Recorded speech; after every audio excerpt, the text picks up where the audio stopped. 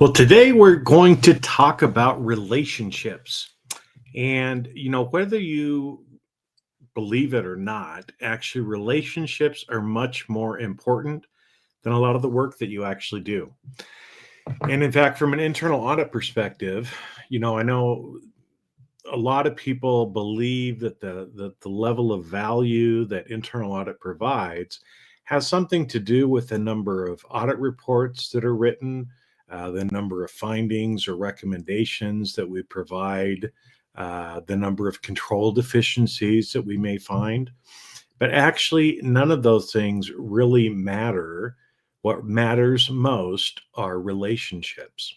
And so in this video, I'm going to go through and we're going to talk a little bit about it because, successful audit leaders know that it's all about relationships. And in fact, when bad things happen, if you have a good relationship, hey, everything's going to be okay, right? You'll be able to work through it. But if you don't have those relationships, then sometimes it can get pretty scary and for people in those situations.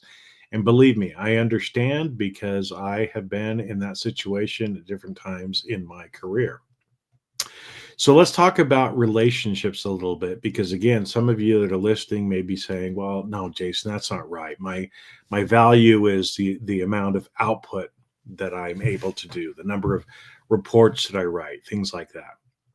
Well, let's just think about that for a minute. And if you think about, as people get closer to the end of their life, and a lot of times people have regrets, right? When they're faced with death, staring them in the face, whether it's from a disease, whether it's from old age, whatever it is.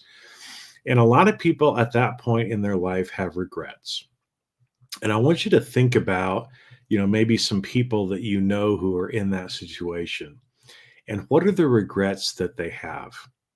Do they usually regret, oh gosh, I wish I would have bought that Ferrari? Probably not. Do they wish that they had made more money? Probably not, right? What they often regret are some of the relationships.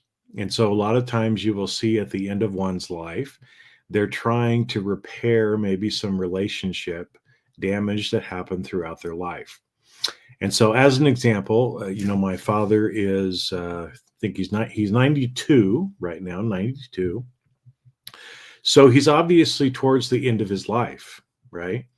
And one of the relationships that has been strained is with one of his brothers. After my grandparents died, they had a falling out, and literally they haven't talked to each other in 30 years. And so, as my dad is getting older, he still doesn't understand, exactly what happened, but his brother just quit talking to him and would have nothing to do with him after my grandparents passed away. And so, my sister has been working on, and has actually had a couple of meetings, where my dad was able to go and see his brother to try to help repair or do whatever could be done with that relationship before they both pass. And, my uncle is to the point now where he's not remembering very well. But there's that need, there's that desire, right, to repair that relationship. And so, if we look at it, from that standpoint, you can see that as people age, as people get closer to death, they realize that relationships are important. Well, why do we wait all the way until the end to have good relationships? Why don't we actually take care of that now, right? Because, as I said, the relationships are actually much more important than the work you do. They're more important than the recommendations that you issue, the findings, the control weaknesses, the number of audit reports that you issue. Relationships are more important than that. So again, let's think about a different kind of relationship, right?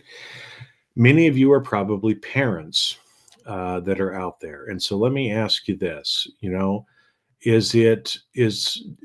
what makes a good parent? Okay. Is it the relationship they have with their child? And I would bet that you're probably saying, yes, it is, right?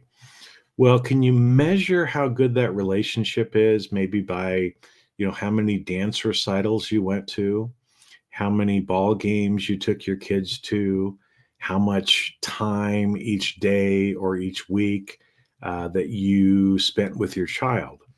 And the answer is probably no, right? Because I'm sure you know of parents who, show up to all the events, seem to do all the right thing. And as soon as their kids are 18, they're out of the house, right? Because there's something else going on with the relationship.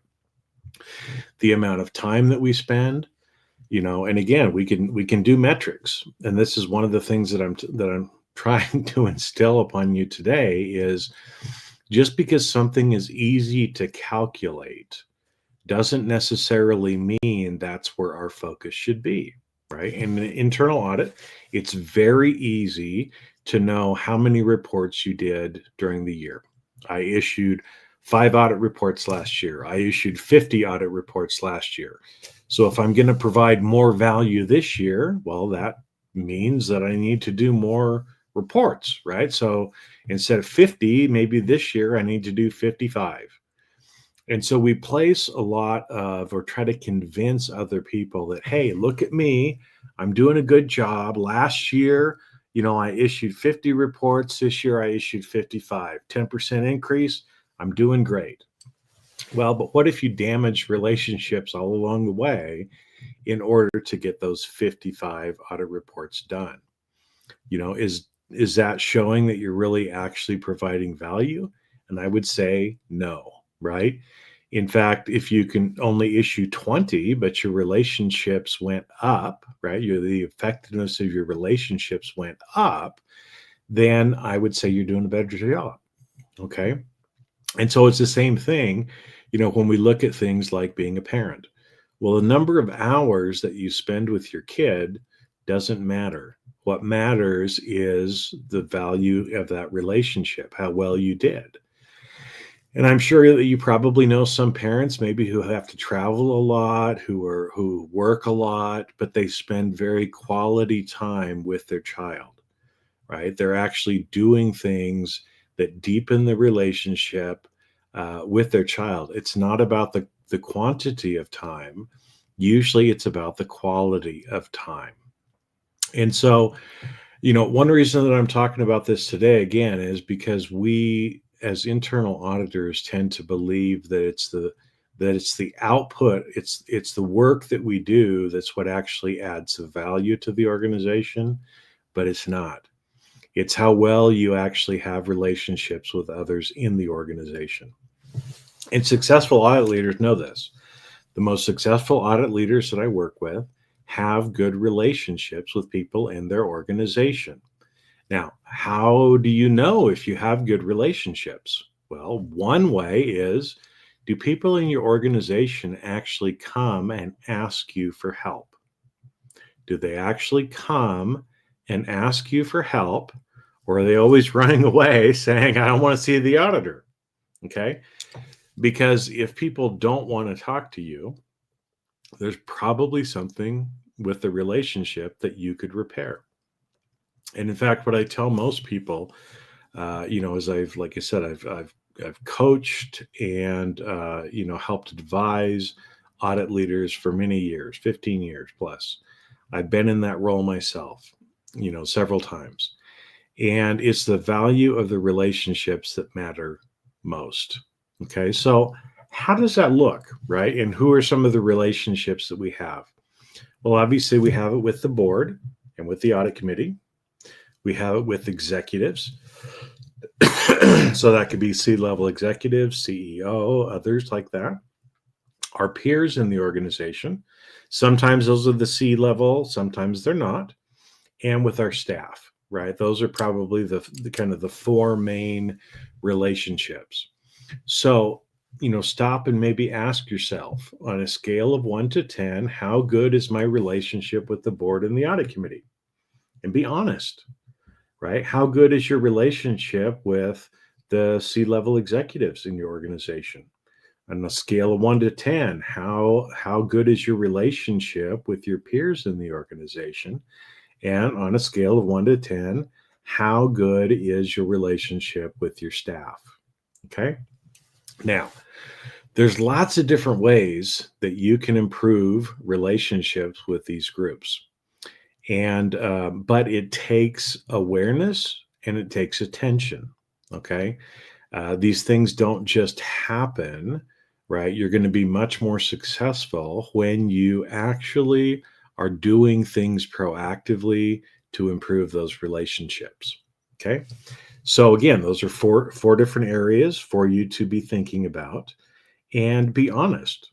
Like I said, on a scale of 1 to 10, where do you feel that you're at right now? And then next, what can you do to improve those relationships? So if you mark yourself as a 6 on one of them, well, what can you do this next week, this next month to help move that towards a 7 or an 8? Now, one thing I will tell you too is usually from a self-assessment perspective, you're probably going to overshoot it. So if you think that I'm doing really great and you mark yourself as a 9 or a 10, the reality is knock yourself back a couple, because we tend to believe that we are doing much better than we actually are. And so, as I said, one of the questions that you can ask yourself is, I'll give you some questions here for you to consider, and then talk about some of the ways maybe that you could go about it.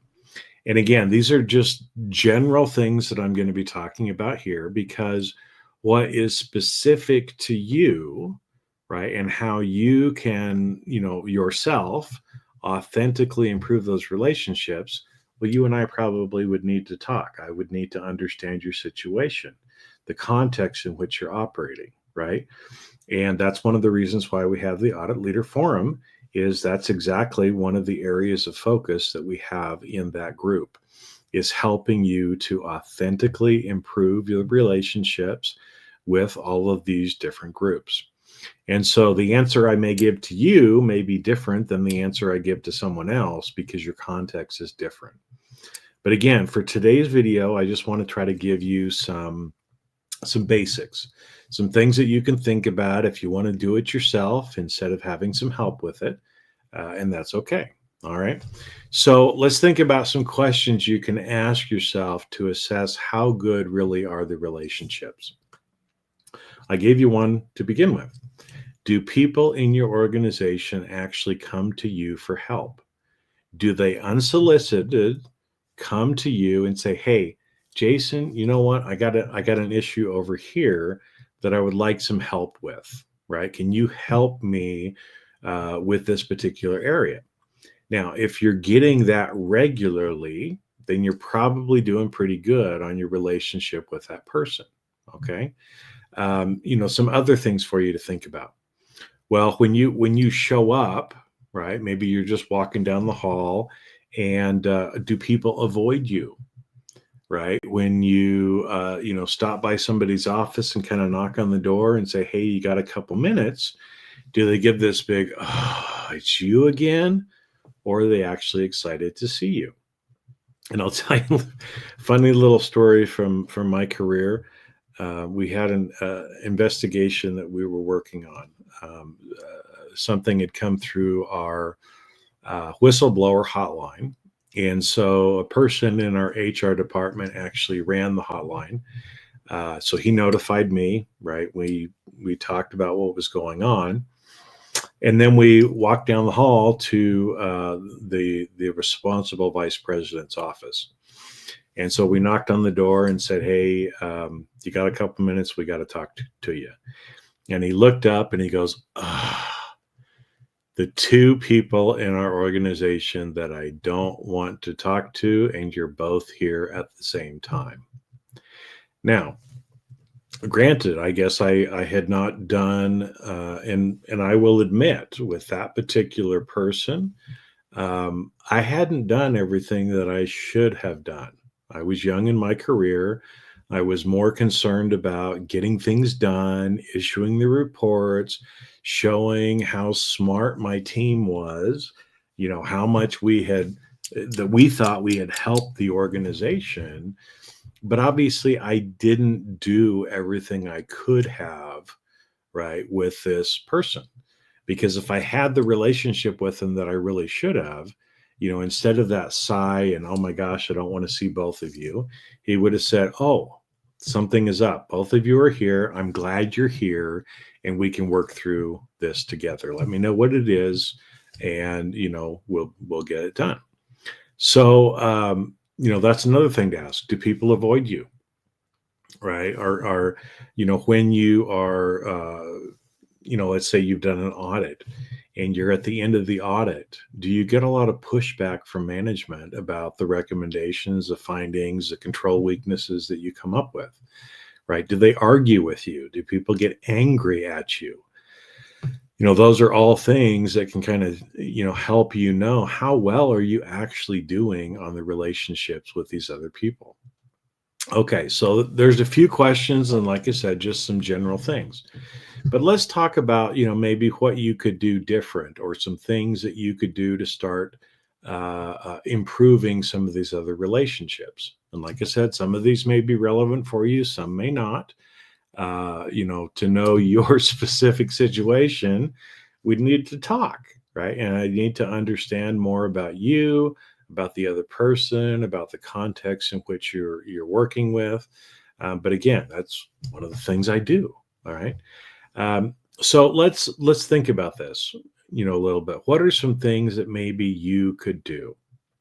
Well, a very easy way to think about this is three things. Knowing, liking leads to trust, right? So know, like, trust. Well, if people don't know who you are, then they don't know if they like you or not. And if they don't like you, they will not trust you. And so, in internal audit, we always like to say, hey, I want to be, we're trusted advisors. Well, the only way that you can actually be a trusted advisor is if people know and like you. Then that leads into trust. Okay. So, some things that you can say, well, do people actually know who you are? Do people know you? Well, in order for people to know us, we have to be willing to share a little bit about ourselves. Right. And so, how do we do that? Well, sometimes it's the stories we share. Sometimes it's, little tidbits or things that we give. Now, I'm gonna be the man behind the curtain, the Wizard of Oz, and I'm gonna tell you that there are some subconscious things that I do all the time to help you know who I am. If you look at the things behind me, all of those things, if you're paying attention, helps you know me a little bit better.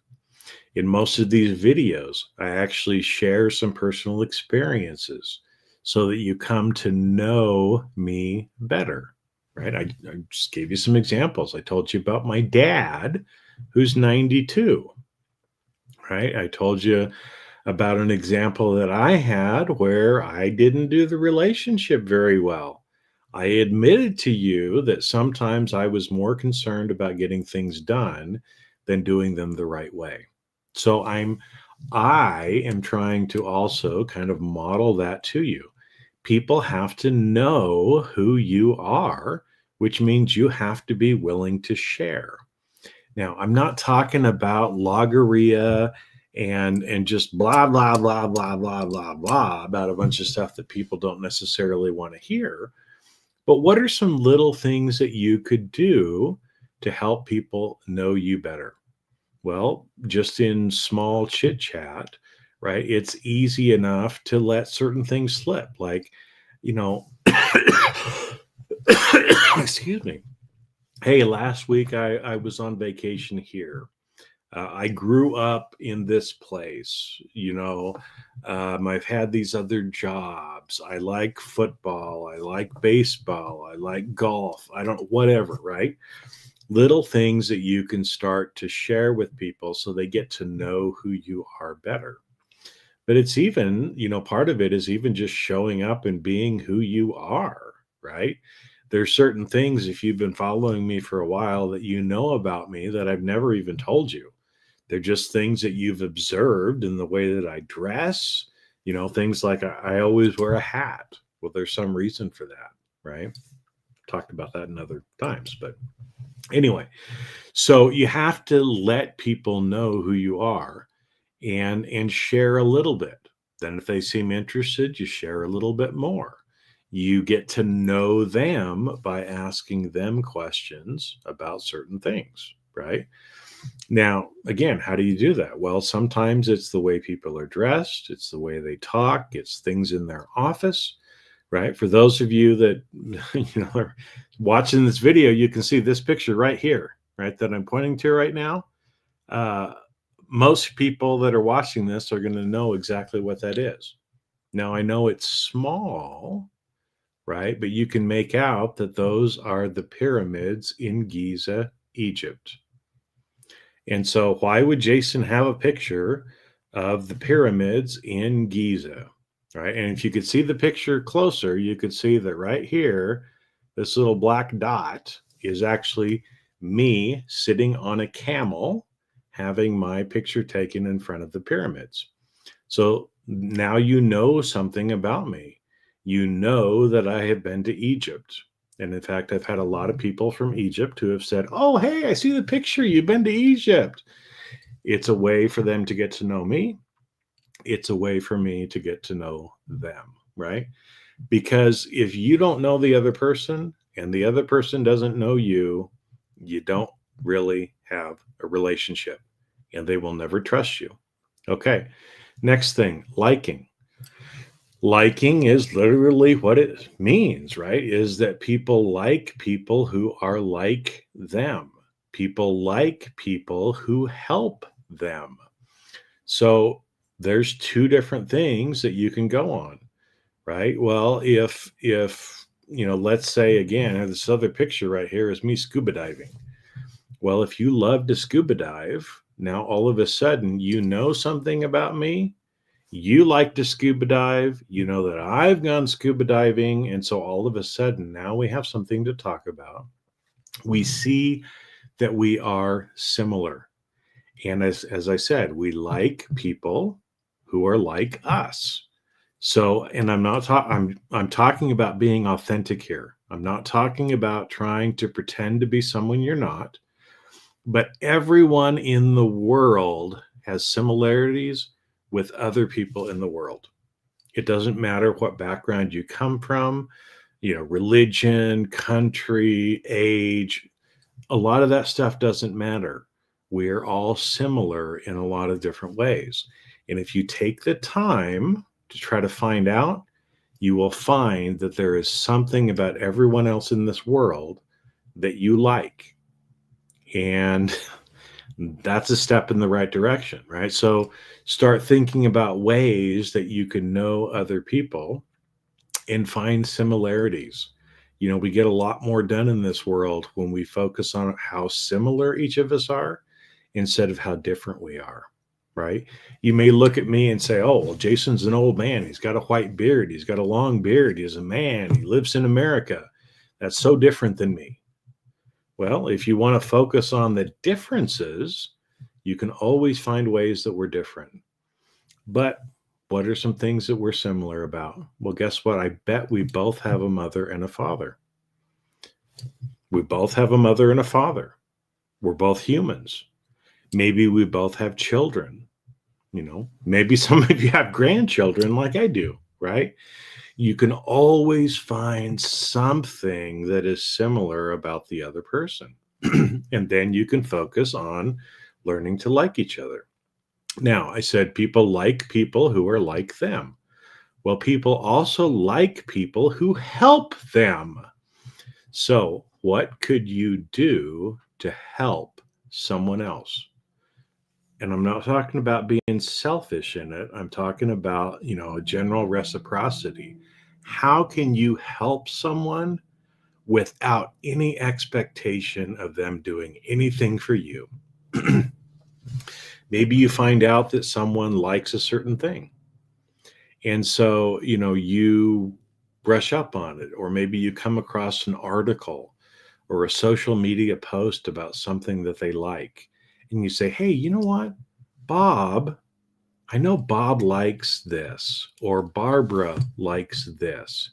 And so it's as easy as, Hey, Bob. Hey, Barbara. I saw this article and I thought you might enjoy it. That's simple. Now, maybe it's helpful to them, maybe it's not, but at least it shows that you're caring about them, that you're thinking about them.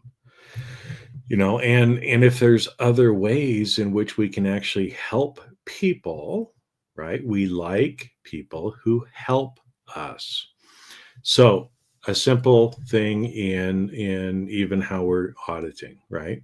There are a lot of different ways in which you can write reports.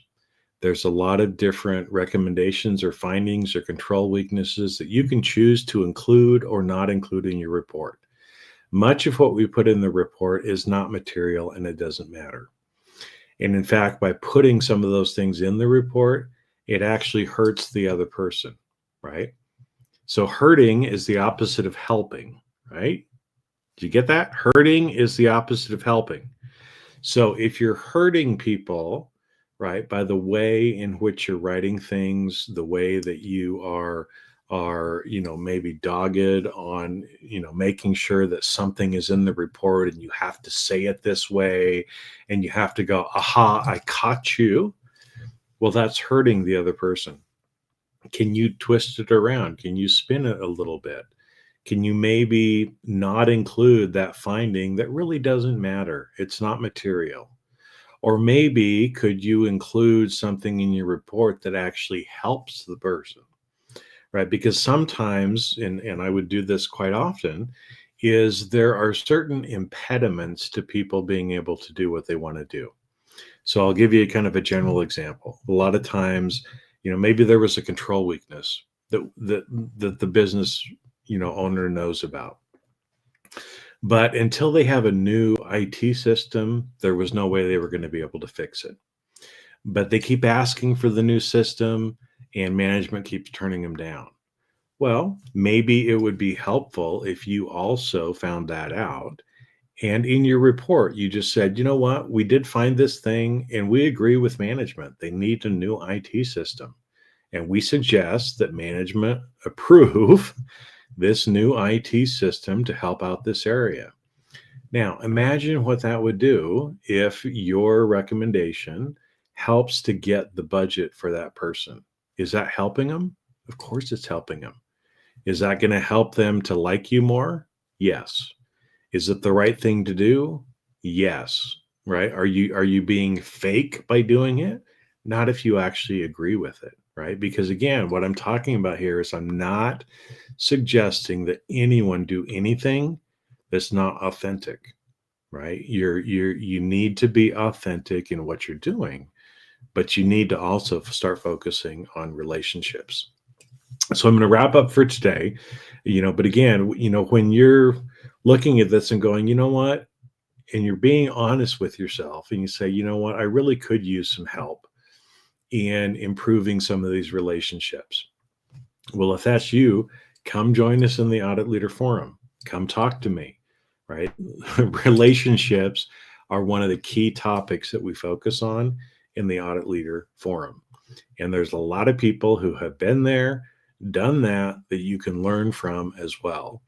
And again, as I said, things are contextualized to your specific situation and the specific relationships that you have. So as I started off at the beginning, I'm going to tell you again, and I very much believe this, relationships are more important than audit reports. So quit focusing so much of your time on the result of the audit report and see what you can do to improve relationships with both the board and the audit committee, with the executives in your organization, with your peers in the organization, and with your team. So with that, I'm going to wrap up and I will see you on the next video.